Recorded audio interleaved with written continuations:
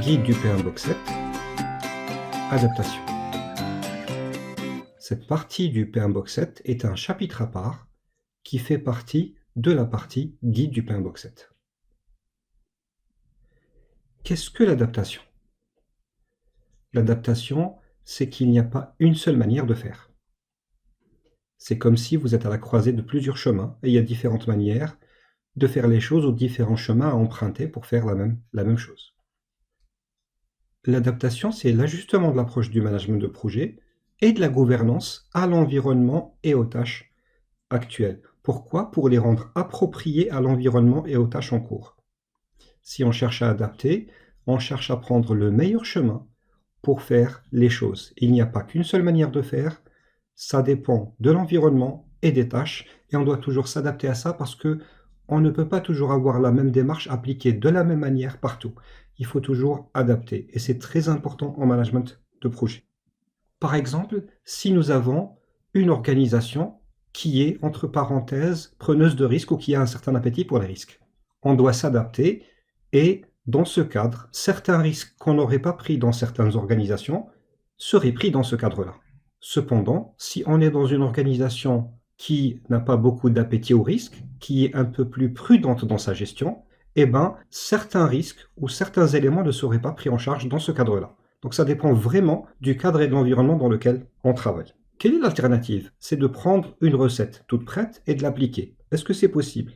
Eh bien, ce n'est malheureusement pas possible. Chaque projet est unique, chaque projet est différent, et on ne peut pas appliquer les mêmes méthodologies de la même manière partout pour tous les projets. Donc l'adaptation est un élément clé et c'est vraiment important pour la réussite de projet d'aller vers l'adaptation.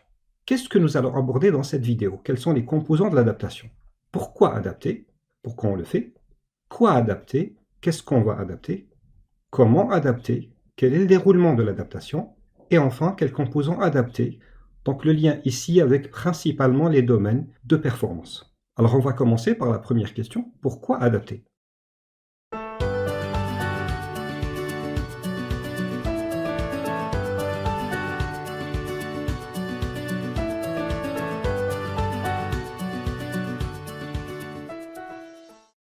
L'adaptation permet une meilleure réponse à un certain nombre d'éléments. Premièrement, une meilleure réponse aux besoins de l'organisation.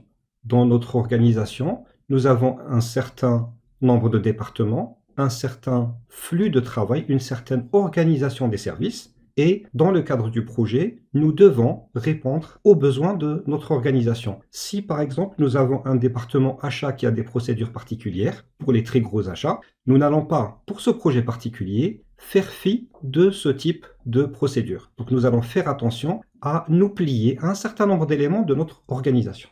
C'est une meilleure réponse aux besoins de notre environnement.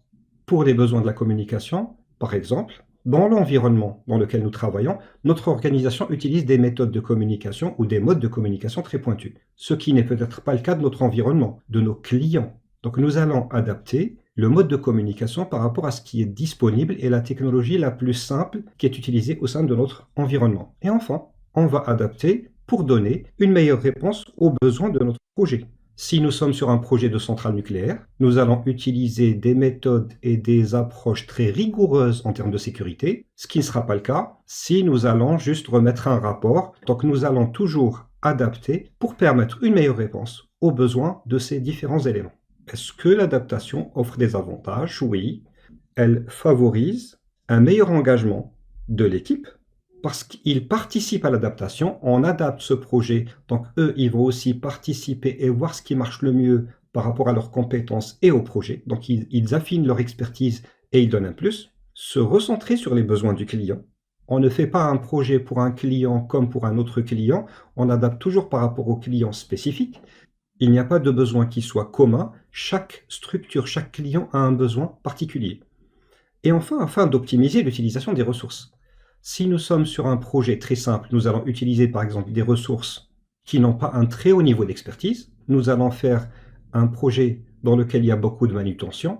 Eh bien, on va utiliser des personnes qui ne sont pas systématiquement avec un niveau pointu de maîtrise technologique. Par contre, si nous utilisons un projet de mise en service d'une plateforme informatique pointue, nous allons utiliser des compétences beaucoup plus pointue. Donc nous allons optimiser à chaque fois l'utilisation des ressources et nous allons essayer de savoir à quel moment nous allons mettre le maximum de personnes, à quel moment nous allons pouvoir libérer des personnes.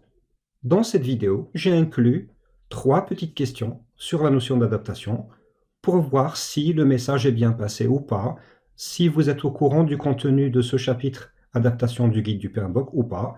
C'est des questions très simples, juste pour vérifier votre connaissance du thème. Première question.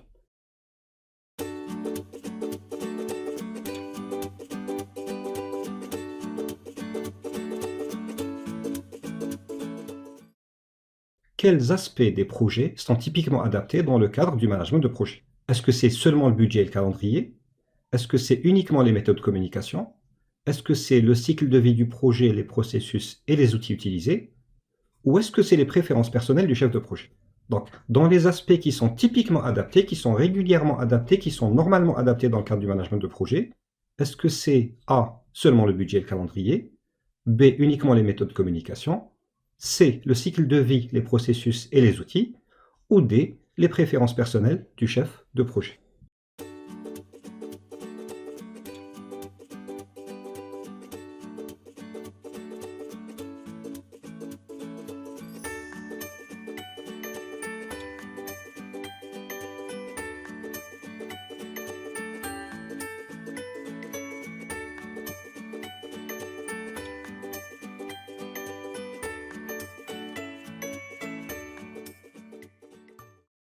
Eh bien, la bonne réponse, c'est le cycle de vie, les processus et les outils. En réalité, il y a un peu plus que ça. Là, j'ai mis 3 éléments parmi les 5 éléments qui devraient être adaptés. Nous allons les voir. Que faut-il adapter? Quoi adapter? Qu'est-ce qu'il faut choisir comme élément à adapter?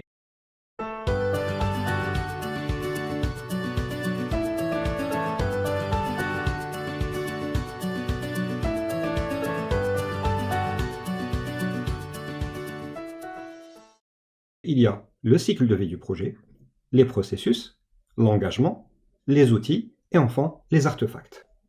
Nous allons voir ces éléments un à un. Premièrement, le cycle de vie et le choix de l'approche de développement.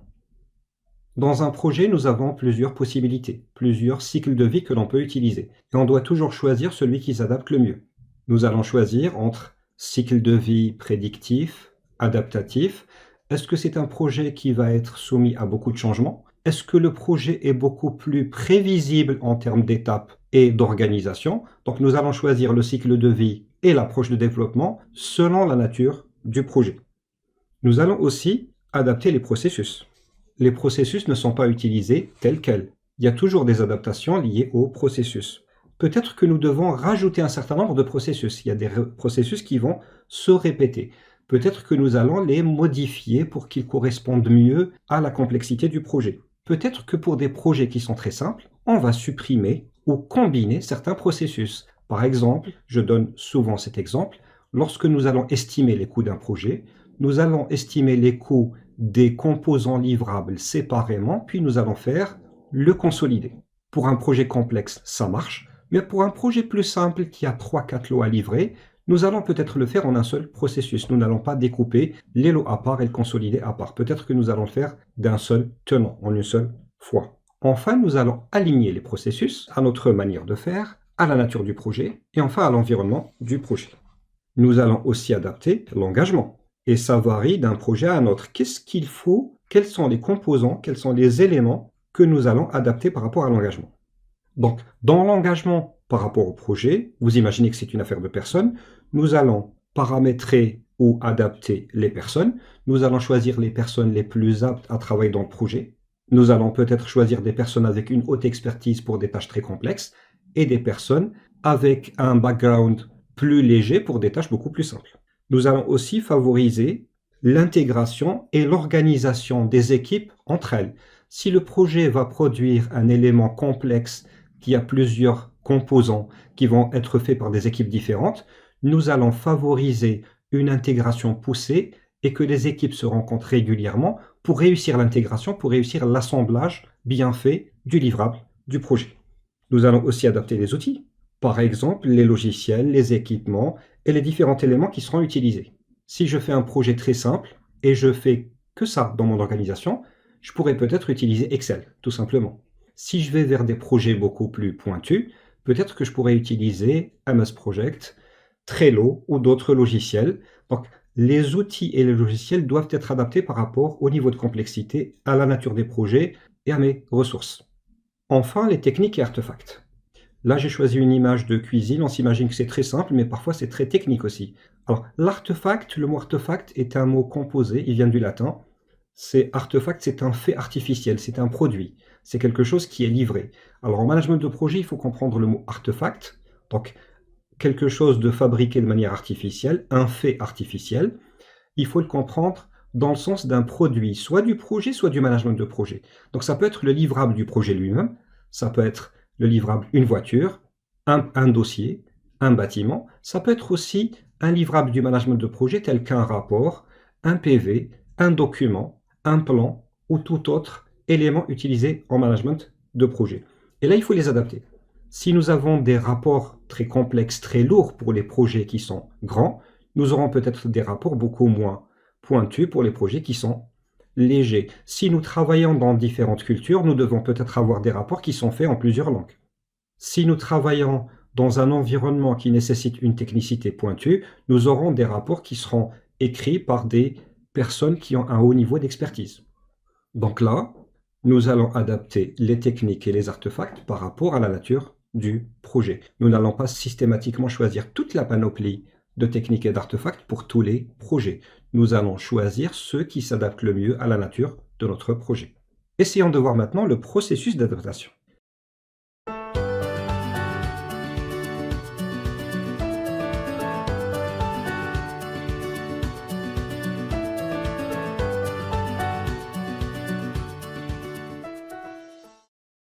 Comment adapter? Comment se passe le processus? Imaginons un circuit dans lequel on va d'un point A à un point B comme un circuit de voiture. Alors nous avons premièrement sélectionné l'approche développement initial. Quel type d'approche de développement? Quel type de processus? Par la suite, nous allons nous adapter à l'organisation. Ensuite, nous allons nous adapter au projet. Et enfin, nous allons mettre en œuvre des améliorations continues. On va essayer de voir ce déroulement étape par étape. Mais nous allons passer tout d'abord à notre deuxième question.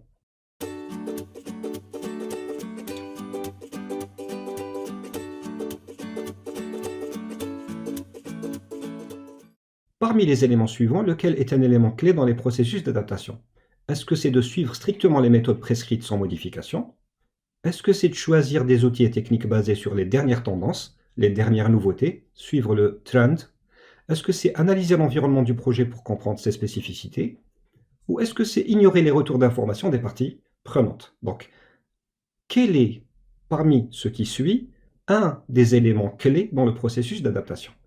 Est-ce que c'est suivre strictement les méthodes prescrites sans modification? C'est la A. Choisir des outils et techniques basés sur les dernières tendances? La B.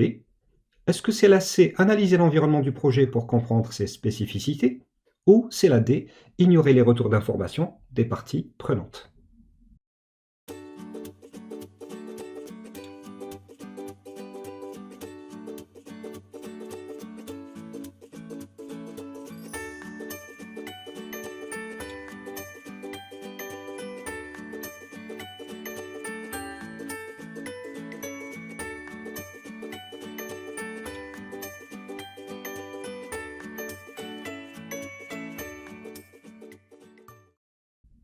D'office, on élimine la A et la D. Ce n'est pas suivre strictement les méthodes prescrites sans modification, ça ne s'appelle pas de l'adaptation. Ignorer les retours d'information des parties prenantes alors qu'on nous conseille d'adapter par rapport à l'environnement et aux différents acteurs. Il nous reste la B et la C. Et finalement, c'est la C parce que choisir les outils et techniques basés sur les dernières tendances, ça n'a pas de sens. Il faudrait que ce soit approprié au projet. Donc la meilleure réponse, c'est analyser l'environnement du projet pour comprendre ses spécificités. Essayons de voir maintenant les différents éléments du processus d'adaptation. Premièrement, il faut choisir l'approche de développement initial. Comme un avion qui atterrit, l'atterrissage ou l'approche d'atterrissage n'est pas la même si le mot approche d'atterrissage, on atterrit, on fait atterrir l'avion, c'est le même objectif, mais selon la présence de montagnes ou de topographie particulière, l'orientation de l'air, etc., on sélectionne l'approche la plus appropriée. En management de projet, dans le guide pratique agile, il y a un chapitre qui parle de filtre de pertinence. Ce filtre de pertinence, c'est une sorte de filtre qu'on fait passer au projet pour savoir s'il faut appliquer une approche plutôt adaptative, une approche plutôt prédictive, une approche plutôt itérative ou une approche plutôt incrémentale. Donc dans ce sens, un projet, on doit vérifier un certain nombre d'éléments qui nous permettent de choisir l'approche la plus appropriée. En général, c'est basé sur la culture, l'équipe projet et des facteurs du projet. Et ça nous permet de faire un diagnostic et de déterminer quel est le type d'approche le plus approprié par rapport au projet. Il faut aussi s'adapter par rapport à l'organisation.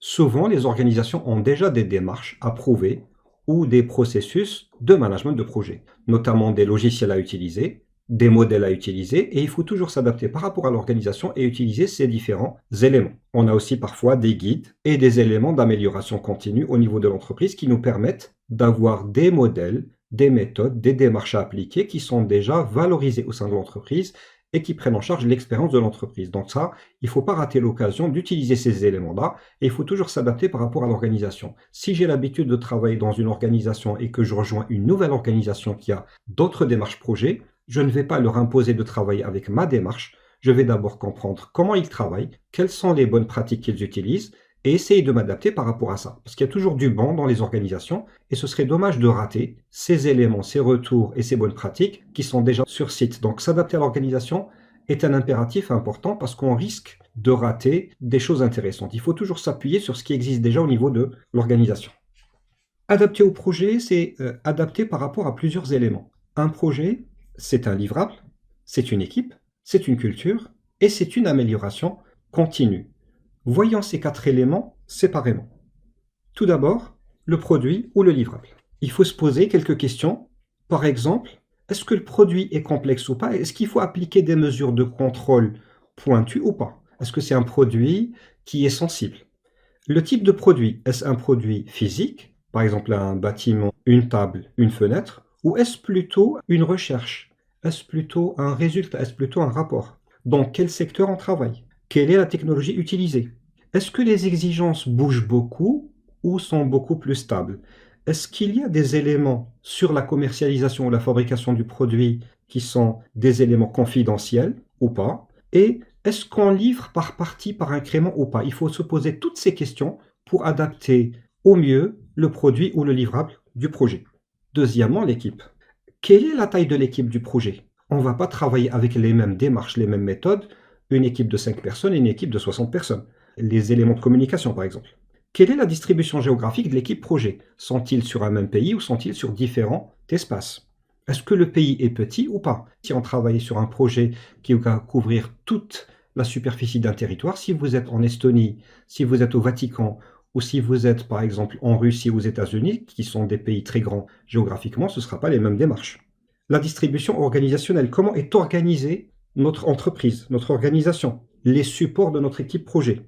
Quelle est l'expérience de cette équipe projet? Est-ce qu'on a l'habitude de faire ce type de projet ou pas? Est-ce qu'on a accès aux clients? Est-ce que notre équipe projet, si elle se pose des questions, est-ce qu'il y a des retours d'informations fréquents de la part du client ou pas?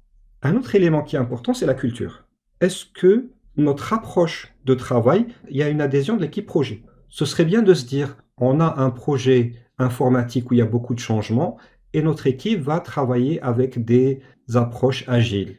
Oui, mais peut-être que mon équipe n'a pas l'habitude de travailler et n'adhère pas systématiquement à ce type d'approche. Donc on va peut-être utiliser une approche beaucoup plus hybride. Est-ce que les gens sont autonomes?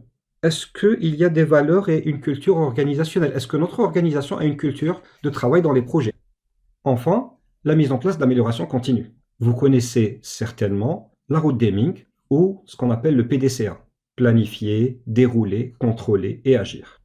En général, quand on travaille sur des processus, par exemple, si nous travaillons sur la préparation d'un modèle, d'un prototype, nous devons toujours utiliser ce cercle-là. Nous devons faire d'abord un premier modèle, l'exécuter, le contrôler et puis acter ou agir pour améliorer le modèle numéro 2 ou la version numéro 3. Dans certains projets, ce cercle-là, l'amélioration continue, se déroule pendant le projet. On n'attend pas d'avoir finalisé le projet et d'en tirer les retours d'expérience ou les leçons apprises pour les utiliser dans de futurs projets. On en a besoin pour l'actuel projet dans lequel on est en train de travailler. Et dans certains projets, cette roue ou cette amélioration continue prend tout son sens, dans le sens où il y a tellement de changements dans le projet que ça nécessite d'être appliqué de manière beaucoup plus fréquente. Ça ne veut pas dire qu'il y a des projets où on n'applique pas l'amélioration continue, on l'applique tout le temps, mais il y a des projets dans lesquels les retours d'expérience sont sur place utilisés pour chaque partie du projet. Il y a des projets où c'est vraiment les grandes phases dans lesquelles on va essayer de contrôler et d'améliorer pour la prochaine phase.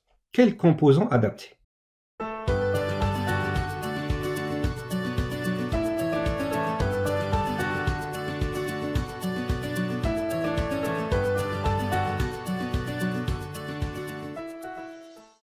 Eh ben, dans le PMBOK, dans le chapitre d'adaptation, on parle des domaines de performance. Et c'est vrai qu'il faut faire le lien. Il y a 8 domaines de performance et il faudrait les utiliser comme composants qu'il faudrait adapter à chaque fois. Donc on n'adapte pas un seul domaine de performance, on n'adapte pas une partie des domaines de performance, on adapte tous les domaines de performance. Pour rappel, voici les domaines de performance. On a les parties prenantes, l'équipe, l'approche de développement et le cycle de vie, la planification, le travail du projet, la livraison, la mesure et l'incertitude. Mais avant d'aborder ces différents éléments, prenons notre dernière question.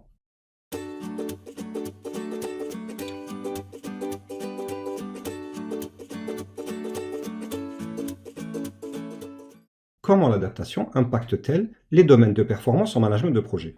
Elle les rend moins pertinents, elle les modifie pour aligner les activités du projet avec les besoins spécifiques du projet, elle ne les modifie pas mais permet d'aligner les activités du projet avec le PMBOK, elle ne les influence pas. Donc comment l'adaptation impacte-t-elle ces fameux domaines de performance? Est-ce que c'est la A, elle les rend moins pertinents? C'est la B, elle les modifie pour aligner les activités du projet avec les besoins spécifiques du projet? Elle ne les modifie pas mais permet d'aligner les activités du projet avec le PMBOK? Et enfin, elle ne les influence pas. Quelle est la bonne réponse?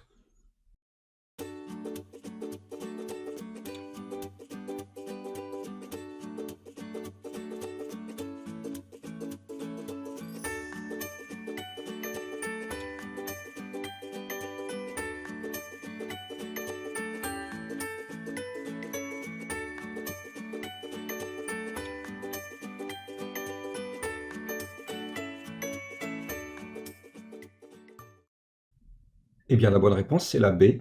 Elle les modifie pour aligner les activités du projet avec les besoins spécifiques du projet. C'est vrai que c'est tentant de se dire c'est la C, elle les modifie pas, mais permet d'aligner les activités avec le PMBOK. On ne cherche pas à aligner les activités du projet avec le PMBOK, on cherche à utiliser les principes et les données du PMBOK et les adapter par rapport au projet. Si vous n'avez pas compris ça, s'il y a un souci avec ça, c'est qu'il y a un souci avec le principe d'adaptation. Parce que le PMBOK n'est pas une règle à imposer au projet, c'est un élément d'inspiration pour l'appliquer au projet et il faut toujours qu'il soit adapté par rapport au projet. On va voir maintenant un à un les différents domaines de performance et son rapport avec l'adaptation. Premièrement, les parties prenantes. On doit toujours s'interroger sur un certain nombre d'éléments. Est-ce que les parties prenantes sont, dans ce projet particulier, beaucoup plus internes, beaucoup plus externes, ou est-ce qu'il y a un mélange des deux? Quelles sont les technologies les plus appropriées pour la communication avec toutes ces parties prenantes? Est-ce qu'une seule langue, un seul langage est utilisé, ou on est sur des parties géographiques très éloignées et on utilise plusieurs langages? Est-ce qu'il y a un nombre important de parties prenantes? Est-ce qu'il y a déjà des relations entre les parties prenantes? Ont-elles l'habitude de travailler ensemble ou pas? Deuxième élément, c'est l'équipe projet. Est-elle située dans la même région géographique? Est-ce qu'elle est sur plusieurs fuseaux horaires? Ça va compliquer la communication. L'équipe projet a-t-elle des points de vue différents et des perspectives culturelles différentes? Vous savez que l'un des challenges de la gestion de projet, c'est la gestion interculturelle, lorsque vous avez des équipes composées de personnes de cultures différentes. Est-ce qu'il y a une culture de travail bien établie dans l'équipe projet? Est-ce qu'il y a un développement de l'équipe? Est-ce qu'il y a une manière de fusionner l'équipe et de travailler avec, où on laisse les gens s'organiser d'eux-mêmes? Est-ce que certains membres de l'équipe ont des besoins spécifiques? Est-ce que les gens ont l'habitude de travailler dans la diversité ou pas? Est-ce que les gens ont l'habitude de travailler dans un environnement interculturel ou pas? On met des personnes qui sont issues de cultures différentes et qui n'ont pas l'habitude de travailler en équipe interculturelle. Ça va peut-être causer des conflits et des visions différentes pour le travail.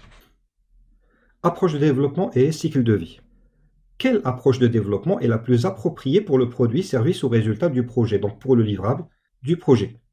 Dans le cas d'une approche exemple adaptative ou agile, est-ce qu'on va favoriser beaucoup plus l'incrémental ou l'itératif, ou c'est une fusion des deux? Quel est le cycle de vie le plus approprié pour ce projet spécifique, qui ne peut pas être copié-collé d'un autre projet? N'oubliez pas que le management de projet ou l'adaptation, ce n'est pas copier-coller. Ça peut être copié, mais c'est copier, adapter ou modifier, puis coller. On fait du copier, c'est possible. Une méthode de management qui réussit, on peut faire copier, mais il faut d'abord, avant de la coller, faire adapter ou personnaliser. L'organisation a-t-elle des politiques, des procédures ou des directives de gouvernance et d'audit, formelles ou informelles, qui nous permettent d'avoir une meilleure vision sur l'approche de développement et le cycle de vie? Quatrième élément, c'est la planification. Est-ce que les facteurs environnementaux externes peuvent impacter, influencer le projet et ses livrables? Est-ce qu'il y a des facteurs qui peuvent impacter la durée? Par exemple, la disponibilité des ressources. Est-ce qu'il y a des politiques, des procédures, des méthodes d'estimation des ressources, du budget, etc. au sein de notre entreprise? Comment on utilise les différentes méthodes d'estimation par rapport à notre projet? Est-ce qu'il y a une méthode commune ou il y a des méthodes que je pourrais adapter par rapport à mon projet? Est-ce qu'il y a des lois et des réglementations, notamment par exemple sur l'approvisionnement? Peut-être qu'il y a une loi gouvernementale ou des standards liés à l'approche d'achat et qu'on est obligé d'utiliser qui va ralentir peut-être le cycle de production ou de livraison de mon projet. Cinquième élément, c'est le travail du projet. Quels sont les processus de gestion les plus efficaces compte tenu de la culture organisationnelle, de la complexité ou pas du projet? Comment vont être gérées les connaissances dans le cadre du projet? N'oublions pas que le travail du projet, ce n'est pas juste l'exécution, mais aussi de recueillir des informations et des retours d'expérience. Comment c'est fait? Qu'est-ce qu'on pourrait recueillir comme information lors de l'exécution? Parce que les informations sur l'avancement du projet sont recueillies au niveau du travail du projet, au niveau de l'exécution. C'est quand j'exécute que j'ai l'information sur la réalisation du projet. Et ça va me permettre d'affiner, de cadrer, de réarranger, de réaligner ou pas. Mais si je n'ai pas ces informations, c'est un souci. Donc comment je récupère les informations sur le déroulement du projet? Est-ce que j'ai des méthodes de travail qui sont déjà standardisées entre parenthèses? Est-ce que j'ai un recueil d'informations qui est entre parenthèses déjà standardisé ou pas? Sixième point, c'est la livraison. Mon organisation dispose-t-elle de systèmes formels ou informels de gestion des exigences, de recueil des exigences? N'oublions pas que le livrable, c'est de définir les spécifications, d'aller vers les parties prenantes pour recueillir leurs exigences et de leur livrer ce qui est attendu de nous. Donc, est-ce qu'on a des procédures pour recueillir les exigences et pour recueillir les attentes du client? Est-ce qu'on a des procédures qualité, des procédures de contrôle avant de livrer notre livrable? Est-ce qu'on a des standards de qualité particuliers? Est-ce qu'on a des parties du projet, quand on va les réaliser, on va avoir des soucis d'incertitude, des soucis de risque? Est-ce que dans ce cas-là, on a pris la meilleure approche qui s'adapte par rapport à ça? Est-ce qu'il y a une notion de durabilité dans le management de projet ou de développement des produits que nous devons inclure? Donc, le livrable n'est pas systématiquement similaire, il faut être à l'écoute des attentes du client, de vérifier qu'il obéit aux approches qualité et peut-être à un certain nombre d'éléments qui s'inscrivent dans la durabilité et le risque. Septième point, c'est la mesure.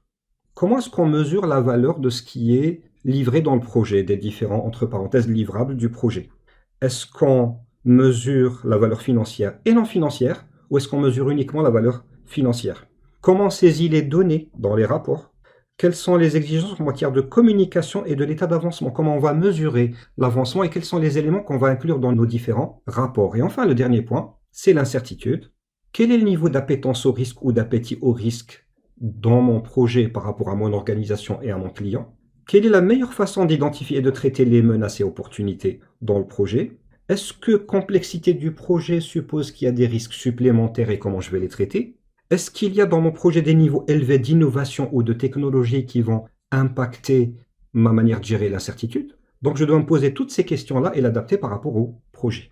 Et on va conclure avec cette petite réflexion. Au final, le management de projet, c'est beaucoup plus du sur-mesure que du prêt-à-porter.